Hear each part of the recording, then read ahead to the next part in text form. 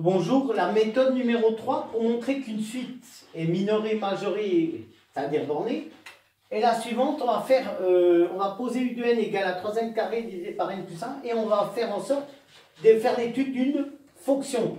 Alors, attention, on nous demande, la question c'est la suivante, est-ce que cette suite elle est bornée? Pour qu'elle soit bornée, il faut vérifier primo qu'elle soit minorée, secondo qu'elle soit majorée. Donc, posons u de n égale f de n.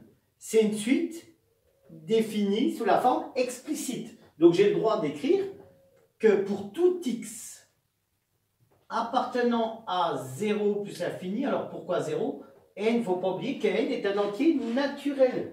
Hein, le naturel, c'est-à-dire que un entier naturel est un nombre forcément positif.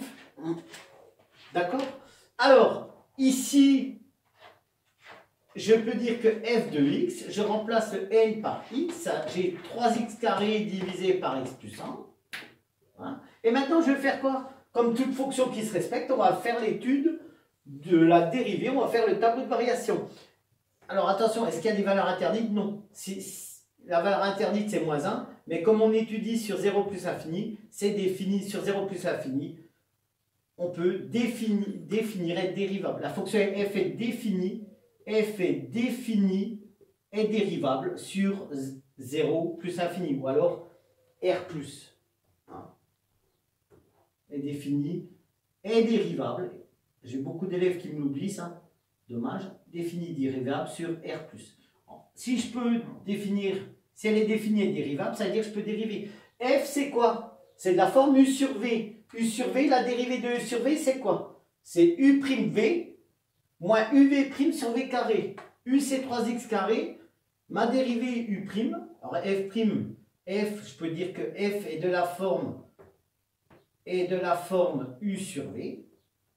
Je la rappelle, alors U sur V, c'est-à-dire U'V moins U, alors moins UV', U'V, je vais un peu trop vite là, moins UV' sur V carré. Alors, f est de la forme U sur V, c'est-à-dire que la dérivée f', ce sera U'V moins UV' sur V carré. Alors, U, c'est égal à 3x carré. Ça veut dire quoi? Que ma dérivée U', mon numérateur, sa dérivée, c'est 6x. Hein, 3 fois 2x. Si V, ça vaut x plus 1. Combien vaut V'? 1 plus 0, en l'occurrence 1. Donc là, j'utilise ma dérivée, donc f', c'est égal à U' fois V, donc 6x facteur de x plus 1, moins U fois V', 3x carré fois 1. Et 3x carré fois 1, ça fait 3x carré. Bon, j'écris, divisé par x plus 1, le tout au carré. Et là, je ne vais pas m'embêter à... est-ce que je peux développer 6x carré? On va développer, ah, ça ne mange pas de pain. Ça fait 6x carré plus 6 moins 3x carré. J'obtiens donc divisé par x plus 1 au carré. Là, ça fait 3x carré plus 6. Alors 6x. Hein, moins 3x carré.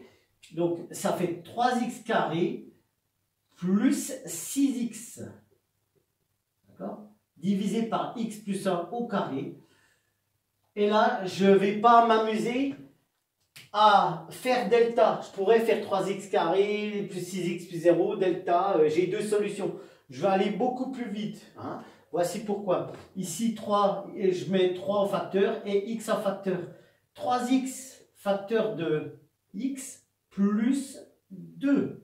Et là, divisé par x plus 1 au carré, ça veut dire que là, effectivement, j'aurais pu, pour étudier le signe, j'aurais pu faire delta, mais là, ça va nettement plus vite. J'ai rien à faire, j'ai envie de dire.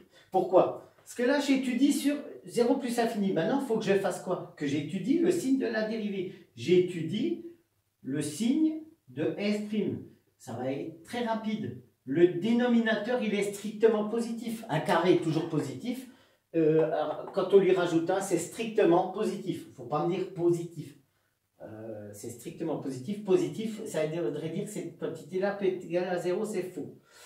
Plus, c'est toujours plus grand que 1. Ici, sachant que j'étudie sur 0 plus infini, quel est le signe de 3x? 3x est au moins supérieur ou égal à 0. Parce que 0 fois 3, ça fait 0. Et x plus 2, c'est toujours strictement positif. Donc, un nombre positif multiplié par un nombre strictement positif me donne quoi? Me donne un nombre me donne un nombre positif. Et positif divisé par strictement positif, ça me donne un nombre supérieur ou égal à 0. Si ma dérivée est supérieure ou égale à 0, ça signifie que ma fonction, elle est strictement croissante entre 0 plus infini. Là, je marque plus, signe de f', signe de f', variation de f, ici. Maintenant, ce que j'ai terminé, presque. Il faut que je calcule f de 0. Alors, f de 0, ça va être très rapide. Ça, c'est très simple. f de 0, c'est quoi? F de 0, c'est 0 carré, 0, fois 3, 0, divisé par 1, ça fait 0. Maintenant, un petit peu plus compliqué, il faut que j'étudie la limite lorsque f tend vers plus infini. Les limites, je n'ai pas fait de vidéo là-dessus. Je vais vous proposer une méthode assez sympa pour la faire rapidement, c'est le calcul de limite. J'ai f de x qui est égal à 3x carré divisé par x plus 1. Je veux calculer la limite de f lorsque x tend vers plus infini. Bon, comment faire?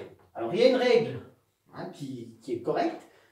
Si on la cite, la limite d'une fonction rationnelle, c'est la limite de son monombre du plus haut degré du numérateur et du dénominateur. Donc, c'est quoi le monombre du plus haut degré du numérateur? C'est x carré.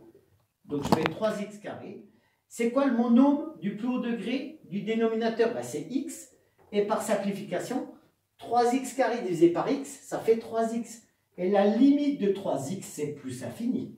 Alors ça, il y a beaucoup de profs qui disent c'est hors programme. J'ai envie de dire, vous citez la propriété. Une fonction rationnelle, c'est une fonction où il y a deux polynômes. C'est la limite en plus et moins l'infini, c'est la limite de son monombre du plus haut degré, du numérateur et du dénominateur. Et ça va très vite. L'autre méthode consistait à factoriser par x carré au numérateur et dénominateur. C'est beaucoup trop long pour moi. Donc ça, c'est très simple. Qu'est-ce que je constate? La limite de f lorsque x tend vers plus infini, ça fait plus infini. Maintenant, je vais conclure. Ça veut dire quoi? Que ma suite, elle est minorée par 0, mais elle n'est pas majorée. Pourquoi? Parce que la limite de f, elle tend vers plus infini. Pour qu'une suite soit majorée, il faut que ce soit un nombre fini. Je crois que plus infini, ce n'est pas un nombre fini. Je vais faire une phrase de conclusion. U de n, on peut dire qu'elle est 0. On peut dire ça, grossièrement, on peut l'écrire comme ça. Mais ça, ici, ce n'est pas un nombre. Donc, on ne peut pas dire que cette suite, elle est bornée. Puisque pour que ce soit borné, il faut que ce soit un nombre. Donc, la suite, elle est minorée par 0. Mais, par contre, elle n'est pas majorée. Alors ça, c'est un petit cas particulier. C'est tant mieux qu'on fasse des cas particuliers. Elle n'est pas majorée, c'est-à-dire quoi? Que cette suite, elle n'est pas bornée. Donc ça, c'est la troisième méthode qui consiste à utiliser les fonctions. Vous pouviez utiliser d'autres choses. Moi, je pense que c'est beaucoup plus simple. Voilà, donc un cas particulier. La quatrième et dernière méthode consistera à utiliser un raisonnement par récurrence. Alors ça, c'est un classique du genre. Bonne journée.